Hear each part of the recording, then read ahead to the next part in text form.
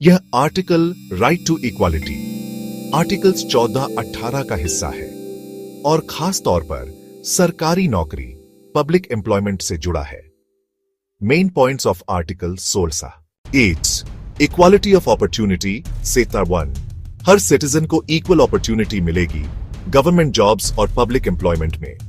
किसी के साथ caste, religion, race, sex, descent, place of birth, residence के आधार पर डिस्क्रिमिनेशन नहीं किया जा सकता। 2.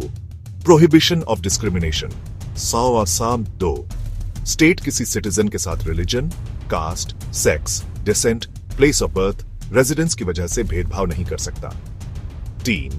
पार्लियामेंट की पावर 1632 पार्लियामेंट लॉ बना सकता है कि किसी पोस्ट या एम्प्लॉयमेंट के लिए रेजिडेंस रिक्वायरमेंट किसी पर्टिकुलर स्टेट यूटी का निवासी होना जरूरी हो। एग्जाम्पल, कुछ जॉब्स में डोमिसाइल ऑफ JNK या रेजिडेंट ऑफ स्टेट कंडीशन होती है। 4. Reservation for backward classes 4 state को पावर है कि वो रिजर्वेशन दे SC, ST, OBC या socially and educationally backward classes को अगर उनको पर्याप्त रिप्रेजेंटेशन नहीं है सर्विसेज में। 5. रिजर्वेशन इन प्रमोशन सिखा 4A article 4A 67 amendment 1985 SCS और STS को प्रमोशन में रिजर्वेशन दिया जा सकता है। 6.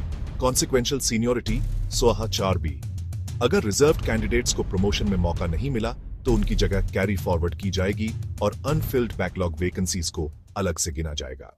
7. Economically weaker sections EVES reservation इस 3rd amendment 2019 article 100 general category के गरीबों EVS को 10% रिजर्वेशन दिया गया।